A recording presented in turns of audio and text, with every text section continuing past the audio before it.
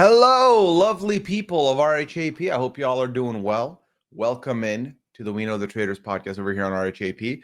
What you're about to listen to is the feedback show that myself and the lovely Neda Kalantar sat down to talk about for episode 10 of season 3 of Traitors US. The reason you're seeing me before all this, though, is I'm going to give you a warning, and it's not a bad warning. It's not a we're going to have technical issues warning, which is great, but it's a spoiler warning because we get into some little details about quite a few seasons of the Traitors International editions, some from the UK, from Australia, from Canada. So after we record, I wanted to record this for you to let you know, proceed with caution. I do at the beginning of the pod mention that we're going to talk Traitors Canada might be spoiled a little bit.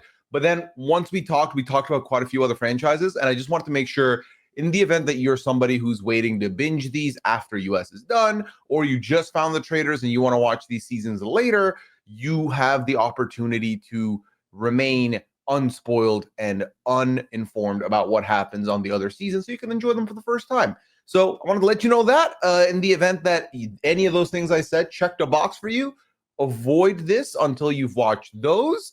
But otherwise, have fun with us. It was a great conversation. And shout out to Neda for giving us her time. All right, y'all, enjoy. Have a good one. Hello, everybody, and welcome back to the We Know the Traitors podcast over here on RHAP. Excited for this feedback show for episode 10 of season 3 of Traitors US. Before we get any further, just a heads up, if you've not watched Traitors Canada season 2, there's a decent chance you are going to get spoiled. So I'm going to give you 5 seconds to head on out and watch that season because it's a great season. And as of right now, that notice is done. With me today is an incredible guest, someone who I cannot believe I'm sharing a screen with here. The winner of Traitors Canada Season 2. It is the one and only Neda. Neda, how are you doing? Good. Thanks for having me. Happy to have you here with us today to talk about what has been a very fun season. Now, obviously, your season would have just ended right before this one began. So I feel like we've been on a bit of a heater. 2 seasons back to back. Very fun. How have your feelings been watching this show? Now, the first Traitors post you playing the game. I think I just don't trust anything I see. I'm so suspicious of the edit, of what we're getting shown. So anytime someone's like, oh, I don't like this person because of this was shown, I'm like, no, I don't believe it. There's something else going on. So I think playing Traitors has made me more suspicious of what I'm watching. So I don't know if I like that the curtain has been pulled back a little bit, but it's okay. I think it adds like another layer to it. Yeah, and that is a fascinating thing to bring up right now because I feel like the edit has been a huge question mark for so many of us this season because we've been seeing, so we're at the final 6 here. We cliffhanger the episode, which still to this day, don't love a cliffhanger, but we move. Yeah, and I feel like Danielle is someone who is at the final 6, is potentially en route to make it to finale night, make it to the Fire of Truth. But the edit has been telling us that this is not a good player. And a lot of people have taken to that. Neda, what has your thoughts been on that? I love Danielle. Obviously, I want her to win. I ride for her. I can barely check Twitter now because I get so angry when I go on there and I see everything about her. But yeah, the edit's definitely setting her up for a major downfall. I don't think they would be making her seem so villainous if she was going to win, because then that obviously disappoints people because you're leading them to not like this person, and if they win. So that sucks. I hope I'm wrong. I hope they're setting us up for a really big surprise at the end where Brittany and Danielle win together, but I feel like the chances of it are fairly slim. Yeah, so let's talk about those chances because they end the episode in a very peculiar position where we're waiting on Brittany's vote. We find out Brittany's doubting Dolores voting Ivar again in the revote, and then her face drops when Dolores has voted Ivar again, and we ended on Brittany's vote. So we don't know what Brittany voted, and I've seen both arguments made of nope, that's her face because she is perplexed that she just voted out Danielle versus she's just shocked Dolores voted Ivar again, and she voted Ivar, so Danielle has a chance. Where do you stand on that right now? I'm almost like, was her shock face, did it even happen at that time? Did it happen before? Did they just put that in there? But where I'm more suspicious of it is where the edit stopped it, because if there was a coin flip, I feel like they would have stopped it at that point because that's way more suspenseful or whatever that's going to be, not at Britney's vote. So that's why I'm like, maybe, I don't know, the shock face was more to throw us off. Yeah, because I was thinking about this. I was like, low key, if the episode ends on a coin in midair, does that excite me? I don't know. And is it do they have to call heads or tails? Like how do they determine that? Wait, okay, do we actually know it's like an actual coin flip, or are we just guessing that? No, we just heard game of chance, so we don't know what that game of chance is. Okay, yeah, that's really interesting because I was always like thinking about that on our season because our rules said if that happens, then it's an ultimatum to be given to the contestants. So ours was not chance or anything. So I'm very curious how theirs plays out and if it would have been similar to ours, but it can't be a coin flip. Maybe it's like, do you think there's any world where they would let the traitors decide? Like that's the chance that they took. The traitors have decided to break the tie in favor of Danielle. Yeah. Sorry, Ivar. Bye. That's what I would do if I was a producer. Just give Danielle all the power. Oh my! And that's the thing is that I feel like some people also are feeling really going into the finale. The whole buildup of the season comes down to a game of chance. That's what's going to decide who wins, which just shows how tight this end game has been for Danielle. One question I have for you is, how do you feel about, like, we saw Danielle tell us why she recruited Britney. Did you agree with the Britney recruitment, or would you think there was a better option on the table? I think I just really understand where Danielle's coming from the entire game. She was so happy to be working with Bob. She'd had this really great connection there. And then when Bob left, she had been struggling the whole game in the turret. She wasn't able to like work properly. Like it's not anyone's fault. It's just different personalities and they just couldn't like get on the same type of gameplay. And Danielle's very like, game mode, okay, this is what we do, this is the strategy. And Caroline was all over the place, which is okay, that's her personality as well. But I think Danielle just really wanted, because she was feeling so lonely, to have someone she could just confess everything to and work with and actually strategize with. So I think it's okay. I think maybe, what would the other options have been? Okay, let me look at my little people I have here. Yeah.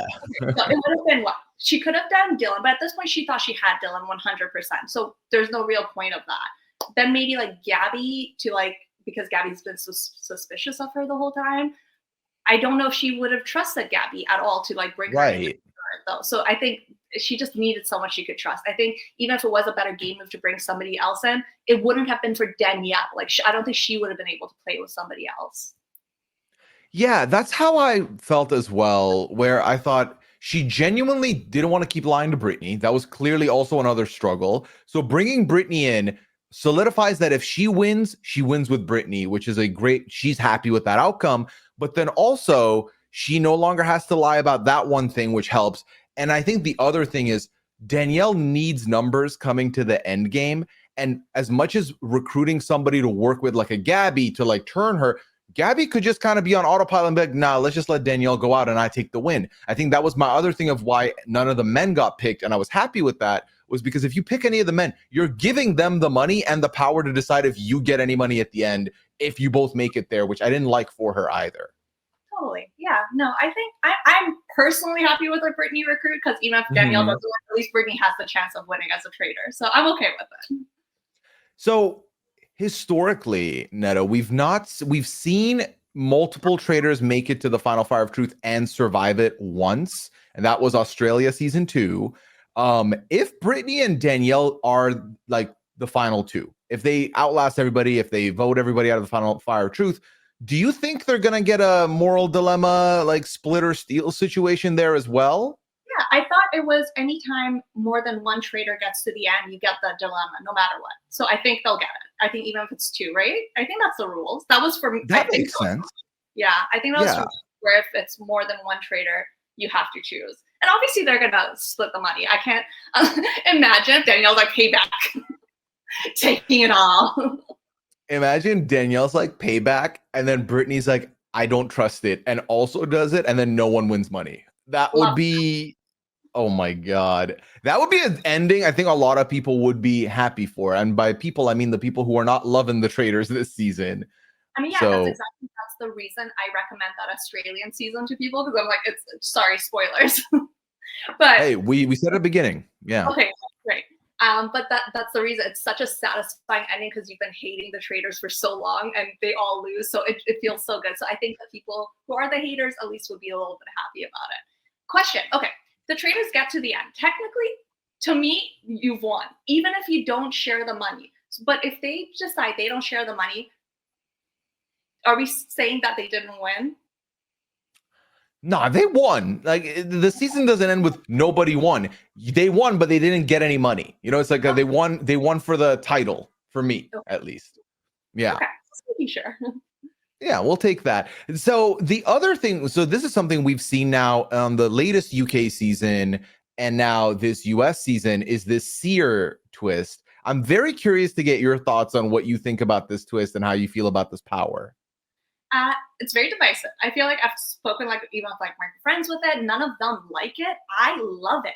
I feel like Ooh. the traitors are given every chance and opportunity in this game. I feel like this can kind of like balance it out a little bit finally if it's played correctly by the faithfuls. I love that you can do whatever you want with it.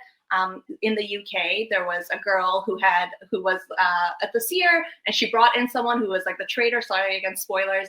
And she found out that the girl was a traitor, but then the traitor went and told everyone the other girl was the traitor. I love that. I love that you can just lie like that, even if you know the truth. I think it adds a different element to the game.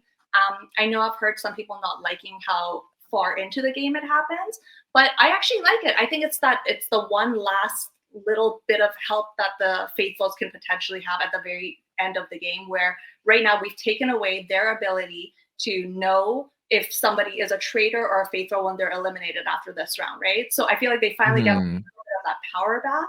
I don't know. What do you think? So it's interesting because I think as a TV device, like that moment in the first time we saw the seer power, I was rooting for the traitor. So it kind of broke my heart for her, but it was such compelling television. The way she just laughed in the face of the faithful and like, oh, so you're going to tell them, huh? You're going to have to maintain this. Like, you're going to be honest. Like, what are you going to do? Good luck. It was That so was compelling to me. evil. That was so much fun. But Neda, I would have been in a million pieces if you got seer twisted. You know what I mean? Like I would have been pitchfork ready, big mad. That would have been a lot. So, but as an entertainment piece, I fully get it, and I think the appeal is there for me. But as a game mechanic, I'm very torn because, and we've talked about the different scenarios, but go with me here for a sec. If a faithful wins it and picks another faithful, like Dylan said, that is to me the perfect way to use it, because if you can hard clear one other person as a faithful, it's 2 out of 5. You have a pretty good shot. And now you know what the fire of truth, as long as we stick together, we've won the money. So that's the best way to go about it.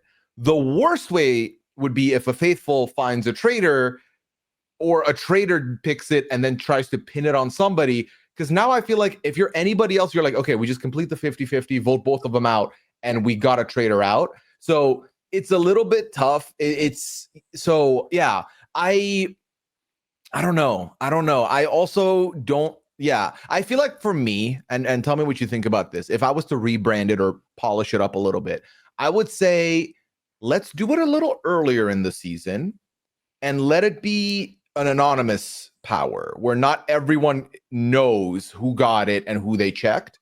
That way, you do have a little bit of the power of persuasion of that person having the option to put that information out there. You have the option of the person who is the traitor.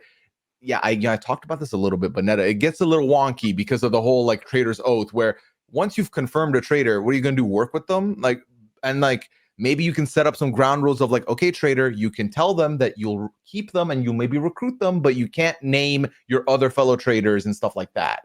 But Yeah. it's a little shaky. I don't know. Yeah, I guess it makes it a little bit more messy that way, but I'm all for it. I'm all for keeping the twist. I personally like it later in the game. I think they need that little bit of information going to the end, especially if there's like there's 2 traitors left right now, so that's okay. Yeah. I don't know why I like it. I can't even like explain it that well, but I just enjoy watching it. Obviously, if it happened to me, I would probably hate it.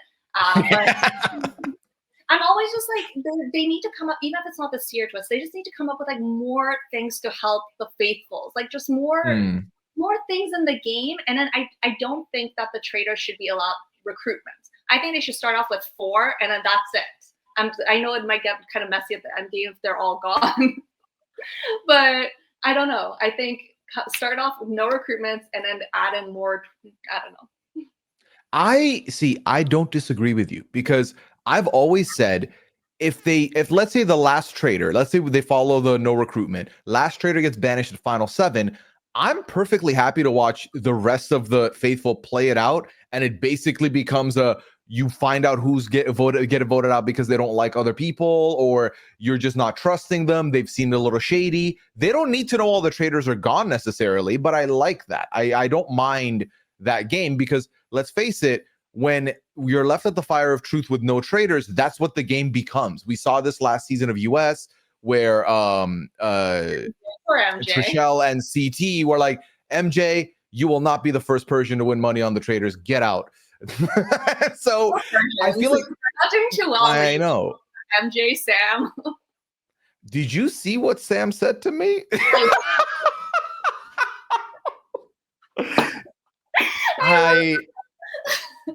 I love Sam.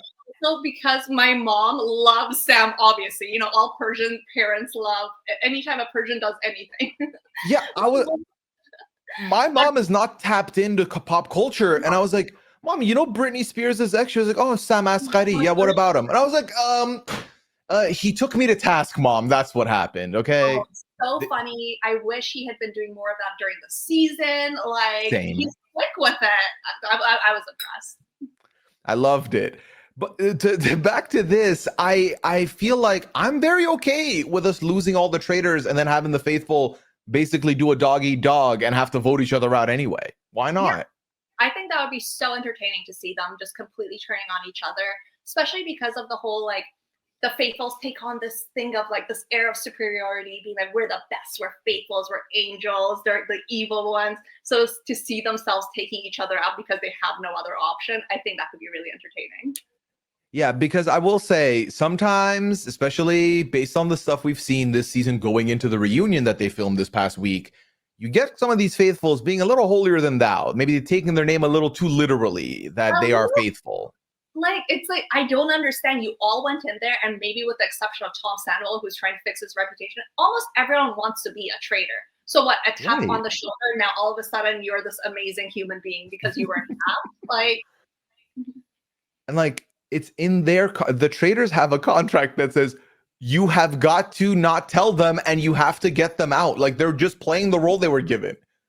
Yeah, no, it really, and it happens every single season. It really is like the Stanford experiment where people take on their roles. They really do. They're living it 24/7, so they start believing it. That even like traitors, they start becoming a bit more evil too, because they're really like playing into their role. They really believe that they're traitors.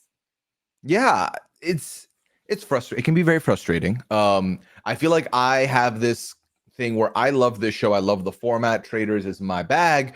But then at the same time, sometimes I'll see some of these comments and criticisms of parts and things that I just don't think should be criticized. And I'm like, maybe that's enough internet for me. I don't think I need to look at this because I'm just going to be fuming after. So, I mean, I think the internet has ruined like reality TV a lot, because like, I love the game. I love a ruthless player, but like the internet nowadays, you can't do that. And then finally we get someone that like Danielle, who doesn't care and comes into plays like that. And she ends up getting so much hate for it.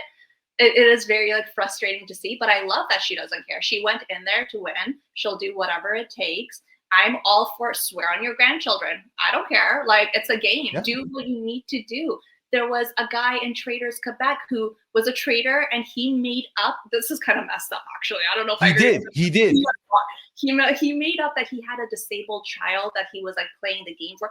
He did not have it. It was a complete lie, just completely made up out of nowhere. But I do. Maybe that one's a little too far, but I do like people do anything to win. I'm like, just throw it all out there. Swear on anything that you have. Like, who cares? Ask for like forgiveness later. It's fine. Exactly. Play the game. Say your sorries later. You're all there to win money, or gain something from the show. Because like, you know, some of these people are wealthy. They're like, yeah, I was kind of there for the TV airtime. That's fine. That's fine. You're there to gain something. No. You know what? I think they need to stop paying them so much to play the US. The US people make so much money just to go for their appearance fee, and then you get people like Ivar who don't do anything because they're already getting paid so much to be there. I feel like don't pay them. I know it'll be really hard to get the actual celebrities and then make the prize pot like a lot bigger so people become way more ruthless with it. I hard agree with that. I think the other thing is now with 3 seasons in, the show has this level of prestige so that I think you don't need to give them that much money for that opportunity to be there. All of these reality people are getting onto the Traitors and they're being introduced to a whole new audience. You know how many of us, myself included, did not know who Gabby was until And this I'm season? such a big fan now. Yeah, she's I the love first Gabby. to come out of this season for me. Yeah, I love her so much. So to me, lower that money, increase the prize pot, and then maybe you'll get a little bit more ruthlessness here and a lot less drinking tea, which as Persians, we love our tea, but come on prime time for no, you're there for the money. Anyway, I digress. Yeah, but I mean, what would the chances be if they don't pay them for like them getting any of those housewives? So they would have never gotten like a Phaedra. They won't be able to get the child because they already make so much. They make more money playing this game than I did winning. Like that is crazy. And like it's so sad sometimes being Canadian. I love it. I love it. But just for the prize pot alone. I mean, truth. The increase the prize pot in Canada. What are we doing? What are we doing? Okay, so I have another question for you. As far as the final murder of the season was concerned, what did you think about the decision to murder Tom Sandoval? I mean, I don't think it was smart, but I hate Tom. I'm a big VPR fan. I've been watching it for the last like 10 years of my life. So I feel like I know Tom, and I don't like how this show was making this like funny, goofy, little lovable character. And then this man is a dark man. Like, there's a lot of darkness in him. So I was happy that he was finally gone. I don't think it was the right decision. Obviously, Ivar would have been smarter. And I think that was the way it was going until Brittany brought up that it was Gabby and Tom were speaking about her, Danielle, the night before. I think that's what really shifted it. She's okay, just get rid of them. And I think that was a pretty big mistake to make. I think so too. I agree. Like they really made Tom the lovable dummy to the point where the redemption arc got completed. Like I've seen people be like, he was the best part of the show now. Why did he get murdered?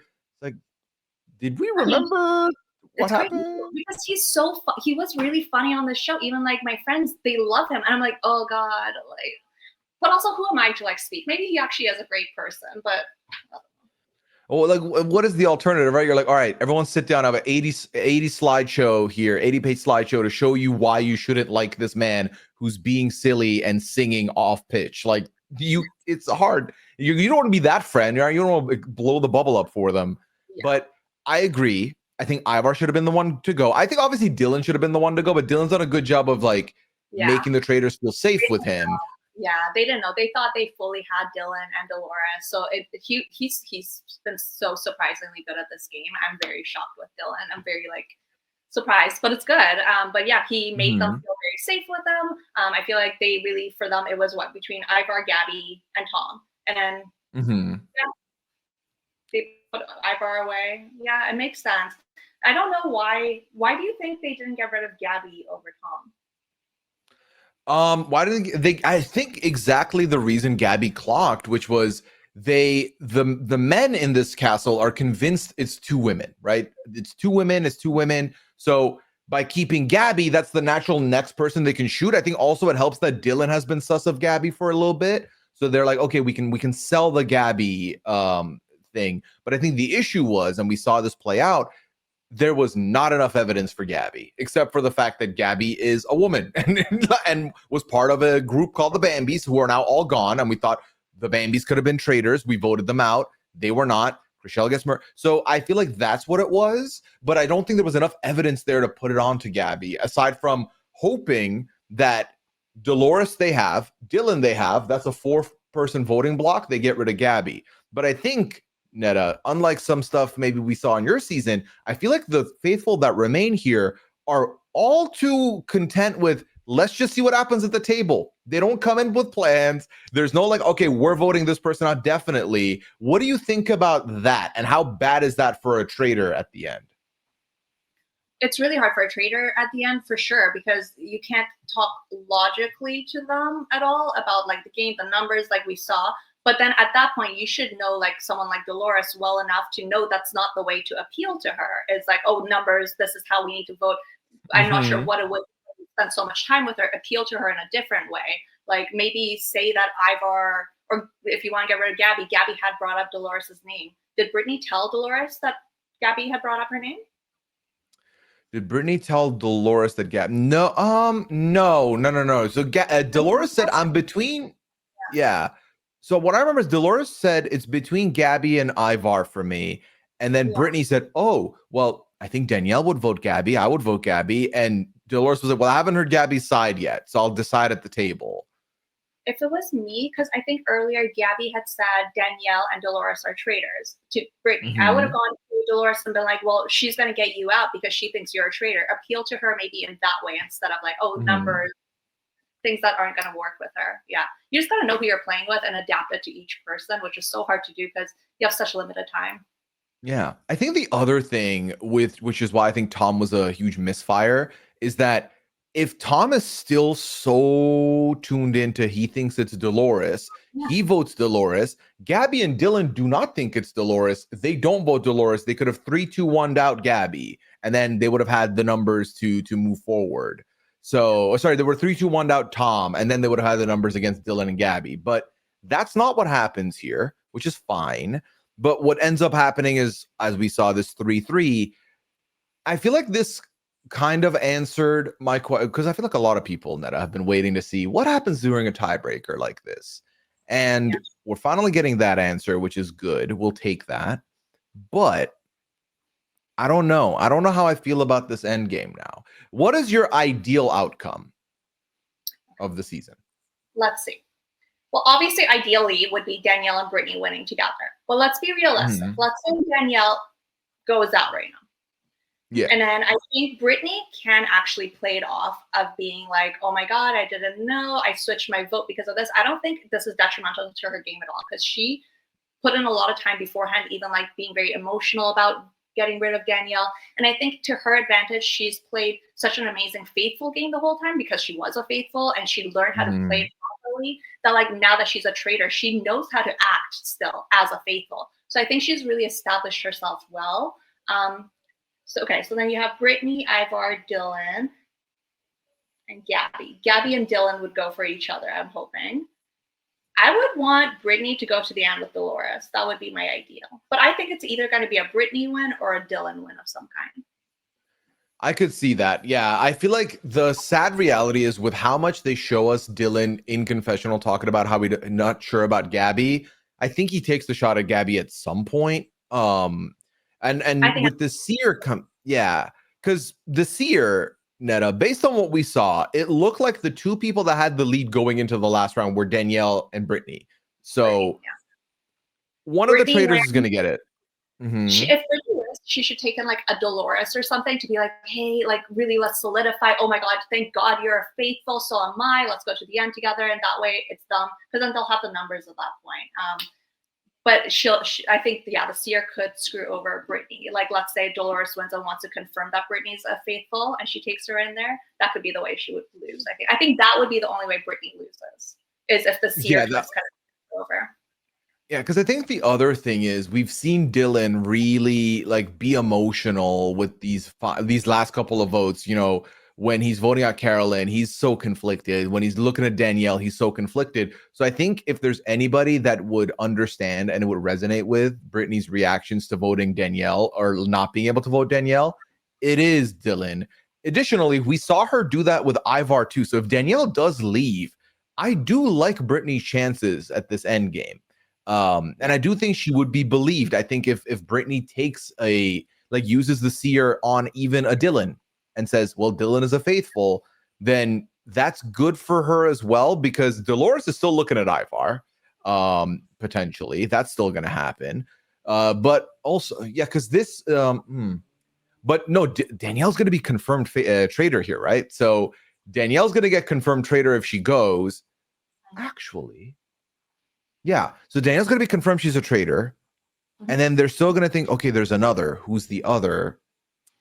My brain's hurting, Neda. This is a lot of little bits to think about here. Imagine their brains. They're getting like 2 hours of sleep a night.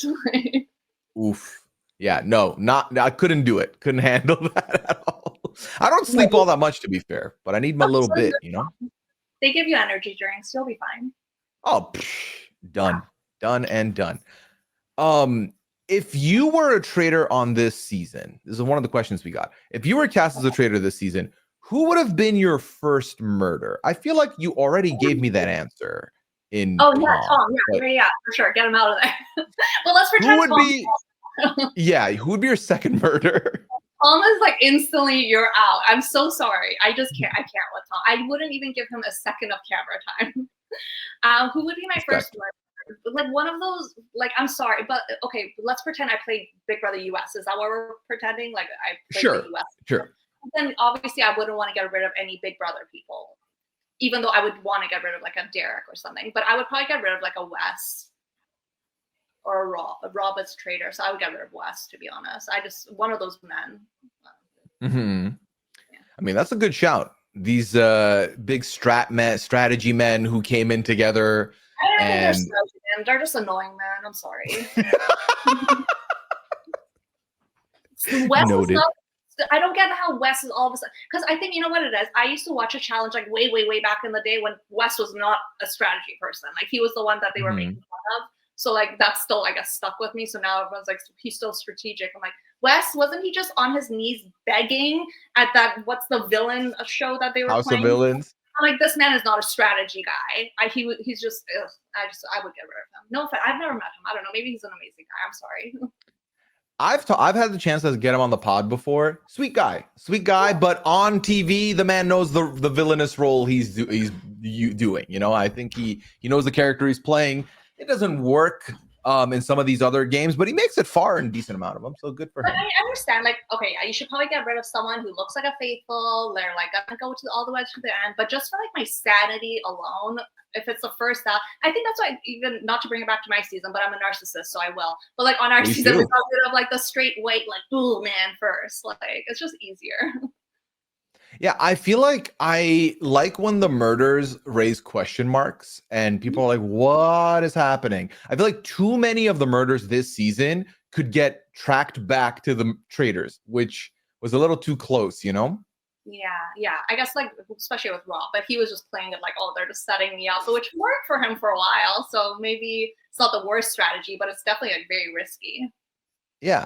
Well, Neda, I have a question that I'm going off the board here from me directly. So in your season, we do watch a very, very, very critical moment for you where you go traitor versus traitor against Kira and you end up surviving that and you end up making it beyond that round table to the end game and inevitably winning. What is it about? How do you have to play that? How do you survive a traitor versus traitor accusation, essentially, is what I'm trying to ask you. Oh, it just obviously depends on the person. But I think for me, I had just been playing this role the whole time of like being this innocent girl, very afraid of everything. And I maintained that even going into the table and beforehand. For me, I had prepped the people that were going to be voting with me to get rid of this traitor all day, and it felt like it was almost like a team effort with us coming up with ways to like what to talk about the round table together to get her out. They were really like encouraging me to speak up against her, so it didn't feel like, oh, I just came to the round table, I was being very aggressive, I wasn't being myself, I was going after her alone and trying to convince people at the round table. I really took the time during that one day, and it was very instant. I didn't want it to be this long drawn out thing at all, because then you give them opportunity to like talk to people and stuff. But to me, I'm like, if you're going to take out another traitor, you can't give them any time to even strategize, to think. It needs to be a complete surprise to them at the table.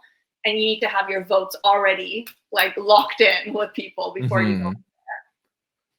Yeah, I think what's interesting about your season, because there are some parallels between the two seasons, mainly being traitors are only going out when another traitor's pointing at them, right? But I think the difference was in your season, it took so long for the first traitor to go out that they didn't know that was a trend to follow or a pattern to look at necessarily either. Whereas here, the minute Danielle throws at Carolyn, Gabby's like, that looked like Bob versus Rob to me. So they had some time to really the RHAP thing for it to sink into, where this happened like a few days later. Whereas for ours, it was like back to back. It was a traitor on traitor and then traitor on traitor. So it was like too quick, and it was almost like, well, they wouldn't do the same thing the very next day. Like that's a little crazy. Whereas this, if they had time to like really think about it and analyze how they reacted when they were going against each other to bring it up at a later point.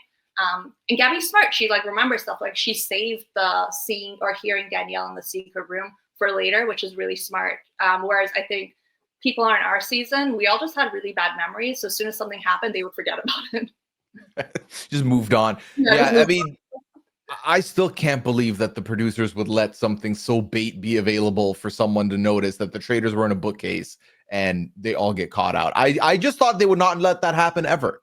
I think maybe because it made such a good TV moment, they kind of wanted it to. Because like, why is the secret room like in the bar? You know, like it's almost meant to like someone to see it.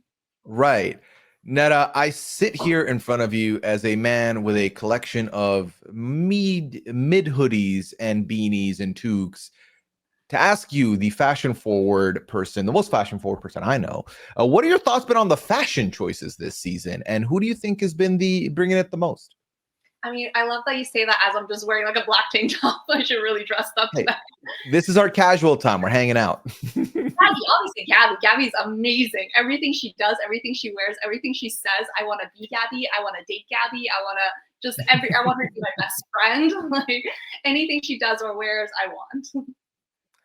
What did you think about Danielle's, they're calling it the Monopoly hat, the round top, like bow hat looking thing? I love Danielle. I have nothing bad to say about Danielle ever. So next question. Understood. All right. So, okay, let me see in my questions here. Let me see which question I have here for you.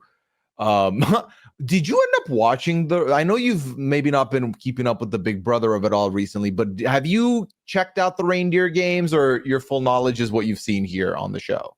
Yeah, like I have heard about it. I've heard kind of like what had happened and everything, but no, I haven't watched Big Brother in a long time. I watched the UK, but it's such a different format.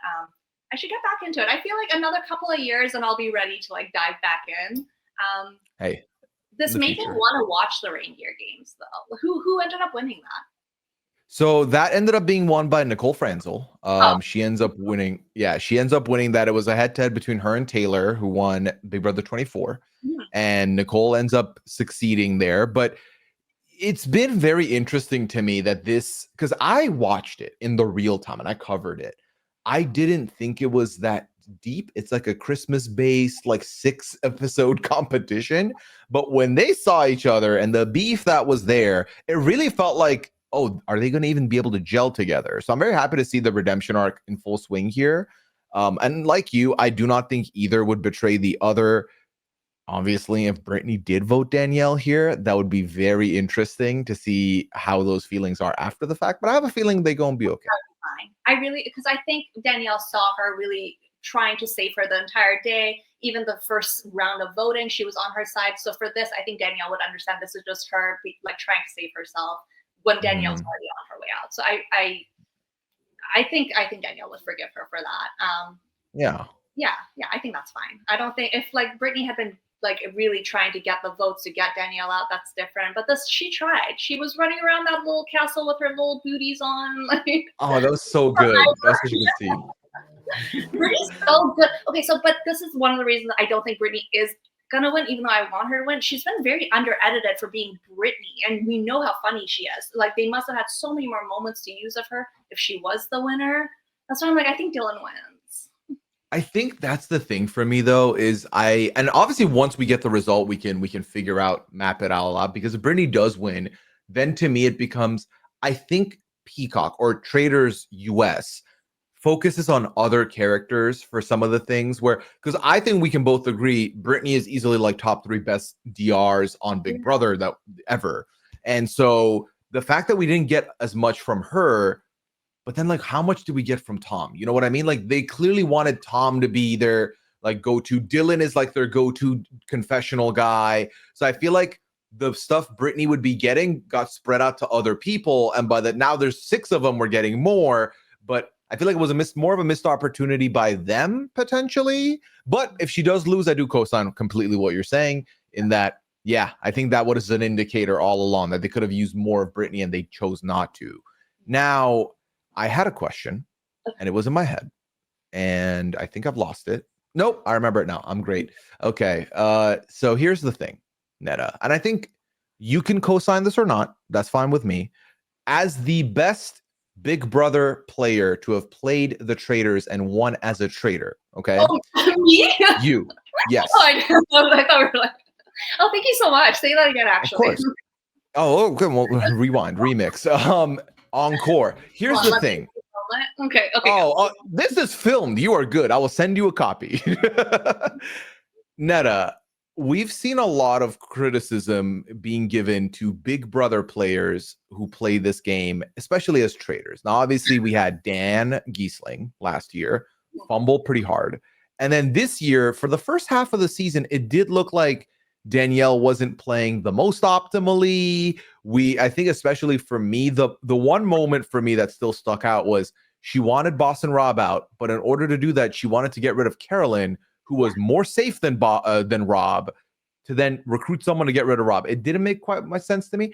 Can you speak to and I know you and I have talked about this in our postseason interview, but can you speak to the differences in the games and what are some things you may have noticed why some of these Big Brother players may struggle to translate that game to this game? Yeah, I think what Danielle did with that was wrong because in Big Brother, you have so much time to set up these moves for down the line, like 10, 20 steps ahead, which like Danielle and I, we both kind of play similarly in that where we like to strategize up as far as we really can. But with this game, if you want someone out, you just have to go for that person and plan for that person. It's too quick of a game and you don't have enough time to speak with people. Maybe with each person you get like 10 minutes max a day where you can really speak to them to set up plans as complicated as going for Caroline when you want Rob out and going for her first. It's just go for Rob, team up with Caroline, get out Rob. And I think that's the way you need to do it. This is way, way, way too fast paced for us where we're used to sitting in a house for 90 days. You can wake up in the middle of the night, go and have a chat with someone. If you say one thing wrong, you have a whole week to fix your mistake with that person. But here, you need to be careful about every single word, every single look, every sip of water that you have, every game plan that you have. And it needs to be so quick, so just precise. And yeah, you need to speak with your people really quickly. I think Big Brother people, it really comes down to the time of it, but also like I think maybe we make things too complex when we go into the Traitors. Like we bring in this complex game where it can really be simplified so much for the Traitors. Yeah, I feel like that is very well put because I think having all that time to think and scheme and knowing you have time to stay in that house, it makes sense to go that many steps ahead.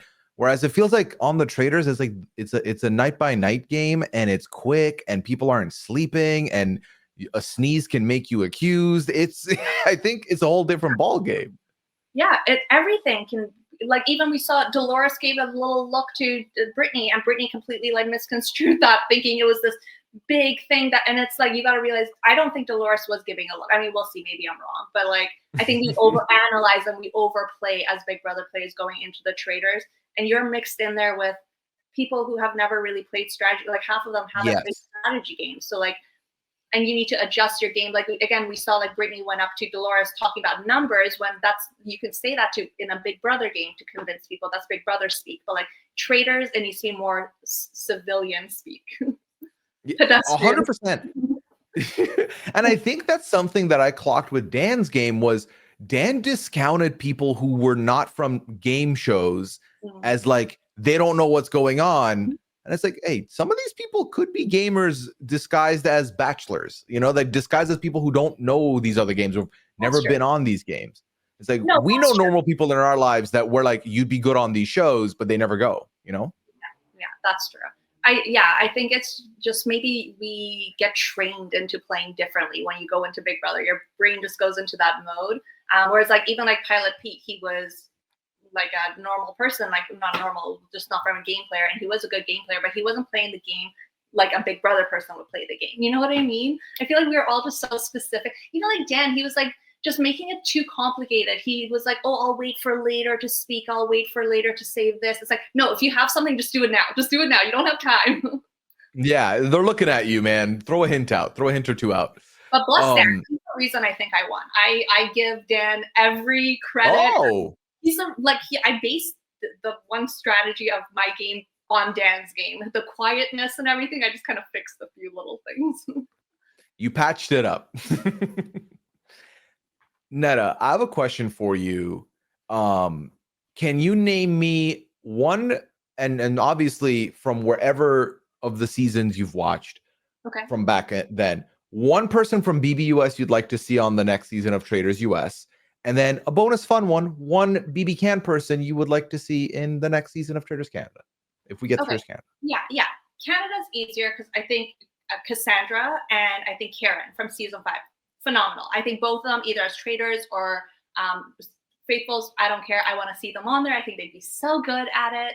So those for Canada. For US, my answer before this season, before him doing Dondi, would have been Dr. Will, because I love Dr. Will, but I think we can put that aside now. You're good. You got your fill. Yeah. Let me think. Bring on someone random that no one remembers. Bring on Nokomis or something. Ooh. Yeah. Or that'd be a fun shout. Yeah. Or even a Marcellus would be fun. Someone, I want the old school people, because I think they're the ones that are going to come in there and play really hard and not for social media. So that's what I want. I bring back old players. Kaser. Obviously, I want to see Kaser on anything. Bring back Kaser, please. He'd be so bad. He'd be so bad. Neda, I don't know which podcast it was, but we talked about it. I was like, yeah, and Kaser, pencil him in. He's going to be on Traitors. And then I had this moment of shit, he's going to go out early. I'm going to be heartbroken all over again. It's just pain. It's yeah. Mm-hmm. No, he'll be fan favorite. Oh, easily. He's going to be the baby girl that everyone's going to be rooting for, who then goes out immediately. So, yeah, get ready to have your hearts broken when he rolls up into Traitors season 4, okay? Just be ready, everybody. Yeah. I think Kaser has let us know. You'll always love him. We'll always support him, but he's just not very good at the games. Yeah. Neda, do you have a ranking of Traitors seasons, all the English-speaking ones that you've seen? Do you have maybe we don't need the full ranking because obviously that's a big ask, but can you give us your top 3? Yeah. I love UK season 1. Just for this one moment of this guy admitting to his secret girlfriend at breakfast. Yes. Just for that moment alone, that season is top tier for me. The UK just does everything so well. I'm gonna kind of be a traitor to my own country here and say UK season 1, then UK season 2, US season 1, because I really love series gameplay, but it wasn't as entertaining as I would want it to be. I think UK always wins, and then I do really love this season. I know it's getting mixed reviews, but I really love it. We'll see how the ending plays out. If an Ivar ends up winning, maybe it'll go down a little bit. But I think I'll be equally happy if Britt, Danielle win, or Dylan does deserve it too. So I'll be happy with any of those. Or Gabby too. I forget Gabby all the time. Yeah, I like it all. Yeah. We have identical top 2s. I've also, UK is my favorite. Anytime anyone's I want to get into the trade, I'm start with the UK and go from there. I also agree with you. I feel right now, this is my favorite season of the US so far of the 3. And unless Ivar, if the final 2, if the faithful one is Ivar and Dolores, burn this season down. Yeah. That would knock it down a little bit. No way, though. There's no way it can be that. Can it? There's no. They both hate there's no way. Now that they voted each other, I'm confident that that's not going to happen. You could get a Dylan Ivar win. You could get a Gabby Ivar Dylan win. There are different combinations, but Gabby or Dylan, I think, is guaranteed in the faithful win now, and that's money. That's all I could ask for. Just take out Ivar, and I'm happy with everyone else winning. I really am. As long as he doesn't, and he's already rich, he's fine. He doesn't. His life's okay. Yeah, he'll be fine. I'm sure so is Zac Efron's brother. So. Sorry, but Dylan, not Zac Efron. Dylan, say his name. Don't fish for likes. Yeah. That's the thing. I feel Dylan, because he seems hungry to be on, he's clearly understood the assignment and he's playing the game. So I'm like, I don't care how wealthy you may be or how well off. Like, you fuck with us. You fuck with these games. So I'm okay with it. Exactly. Yeah, be as wealthy as you want. I'll take it back whatever. I just don't like him because he's been so not doing much. But I'm really trying to be nice. This is so new for me. I'm like sweating. I'm like, it's so hard to be nice about everyone. Let me tell you, you've been cordial. I do not think you're going to end up in an exit interview with one of these people who's going to call you out for not claiming them. Your life's fine. I don't think they're watching this, so we're fine. I don't think they know who I am. I don't think he will either, but I will tell you, I thought Sam wouldn't either. And then Sam said, hey, receipts. So, you know what, though? I bet you Sam found out about it because one of his Persian like aunties or mom or somebody was like, hey, do you know Pooya? He's also Persian and he has a podcast and he spoke about you. Because all of my family knows you because you're the only Persian like podcasters, the Traitors. So like they're always like, your friend Pooya. So I'm your friend to them? Yeah, Love that for me. We're besties. Awesome. No, I think it was one of his family members for sure was watching and sent it to him.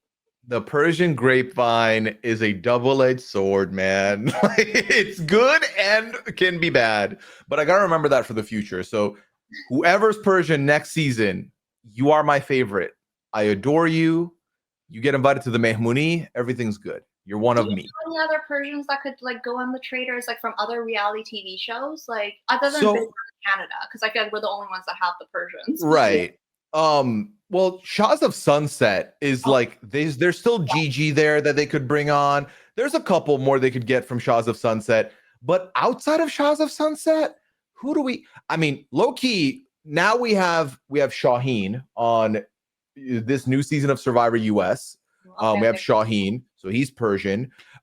Venus is Canadian, so we have Venus as an opportunity for Survivor for Traitors Canada. Shireen from Survivor US is still available. Is that it? We've got some hope. Those are good people. Yeah, we have options. And I mean, listen, so far 3 for 3. It's like legally we have to have one Persian on these seasons. I feel like we've now had one on each. So who knows? We'll see where we go from here. Yeah, it's making up for all the years we had nothing. We had you, and then we had Cassandra, and we had Tala. You know, I forgot whose name did I forget? When we did our exit, I forgot one. You forgot it again. They're going to come for you, Pooya. I'm so editing this out. They'll never know. Oh, and you know what's messed up is Paris and I follow each other. Like, I love Paris. She's our first winner. And I didn't say her name. And then the comments are coming. Oh my God. Be your own people. The Persians. Oh God. No, Paris is great. I'll give Pooya this. Paris is she's not active on social media at all. Like, I think the last time she posted was like 10 years ago. So like, it makes sense that she's not like fresh in your mind. Put Paris on the Traitors. I'm ready for that. Yeah. She's yeah. So yeah, we've had like the representation has been some. That's why I feel like when I try to explain to people, I get one, like I claim all the brown people. I'm always like one of us. But when I get a Persian that's like specifically to me, it hits close to home for me. Yeah. Especially when they deliver. I love Sam is great. He's awesome. I love him. I claim him. Listen, I changed my tune on him. Yeah. Anyway. He really did. The last couple of episodes when he was there, you could tell he was going to be leaving soon because all of a sudden he had a spike in like visibility. But he did start doing well. So I think he went out, like he didn't disappoint us as much as like, you know, it could have been. Yeah. Like I think he leaves with his stock at its peak highest because he's the one who brings up the traitor won't know what Alan was wearing. We should question them on that. He's the one who brought up looking at Danielle next. He had brought up looking at Rob after Rob survived that one roundtable. So I feel like there were bits of brilliance there mixed in with he basically became the B person to him and Ivar's bromance, which is super insulting. Of like, all right, you're his pair now. That's really what your thing is. But my favorite thing, Neda, was the shady comments he kept throwing Tom's way every chance he got. Yeah, that was good. You know what? Yeah, Sam, I'm good with Sam. I think he did what he needed to do. Yeah. And on that note, I think that's about everything we've got here. Is there anything else you wanted to talk about with regards to this season or this episode? Nope, just I love Danielle. I love her. I just love her gameplay. I love that is she playing like everything perfectly? No, of course not. But is she playing messy? Yeah, she's admitted to it, but it's working for her.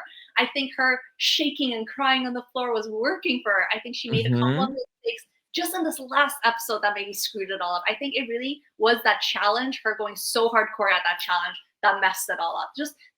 That's all it takes is one little mistake, and I think that might have just been it, and that's what turned Dylan. But other than that, I think she did good, and I think if she wins the season, where would you rank her as on the Traitors if she ends up winning? Ooh, it's tough. Amongst Traitors, so I don't think she clears Suri, but granted, Suri played a near perfect game, so it's very hard to compete with that. I don't think she clears your win either, Neda, if I'm being honest. I think there were a couple more errors here than in your game, so doesn't clear that. I'm thinking points than my game because hers, half of mine were civilians. All of hers were reality people, which is a little right. Yeah. I feel like as far as like the US Traitors go, I think she's in the big three for me. It could be like I think Suri, Phaedra, her. I could see being where I'm sitting. I think also, yeah, I think that's kind of where I'm landing. I think Carolyn could be higher up there as well. I don't know. I think I need to marinate on this one a little longer, especially if she does end up winning, because it's a whole different ballgame if she wins, right? Where a lot of yes, there were errors, but then like I feel like people arguing about the overacting, it's like, well, it worked. So it's like, it's that results oriented bias thinking of if it fails, it's like, well, you were overacting. If Ivar's saying she stopped shaking, that's bad. Like he clocked it. But then if she survives, then what can you say about that? So we'll see. But I think ultimately, when all is said and done, whether she wins or loses, whether it was the really good game or horrible game, I think that because of the fact that she gave it her all the entire way, no one can really, stand in front of her. Like she really delivered. She brought compelling television. When people have either very positive or very negative opinions about somebody, that's good TV, whether people realize it or not, right? Like it's eliciting a reaction out of you. And I think that's huge. We see this in scripted TV all the time where, you don't like the villains on the show, you're rooting against the villains on your favorite shows, but then you can be like, that was a good actor. Like they really made me feel that, and I respect that. So I love it. I love everything she gave us.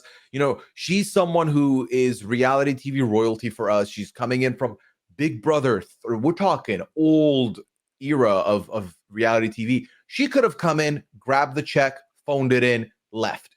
She didn't. She's playing like this is the next year after her losing Big Brother. So keeping that energy after all these years, I can't help but love it. I'm sorry. Yeah. Guilty. And if you guys really want a traitor to hate, go watch Australia season it was 2? Yeah. 2. Watch season 2. Do it. You will love Danielle after. You will love her. And no lies were told in this podcast at all. Yep, fact checking myself. I didn't lie either. Yep. Neda, thank you so much for giving us your time. This has been such a delight. We could literally sit here for another 2 hours. But we will not, because we got to keep the people demanding more for the future. So we'll do that. Of course, myself and Rob will be back to talk the finale and reunion 2 in 1 night. So that'll be on Thursday this upcoming week. So check that out. Find me on Twitter, on all socials at Pooyaism, twitch.tv/Pooya. That's where I am when I'm not podcasting. Check out the Pooya and Liana Lounge, a very fun podcast myself and Liana do every week. We talk about random stuff. We rank stuff. We laugh at each other. We make fun of each other. Check it out. It's a good time. All right, y'all. Thanks so much for hanging out with us. I'll be here next week. But until then, take care. Have a good one. Bye.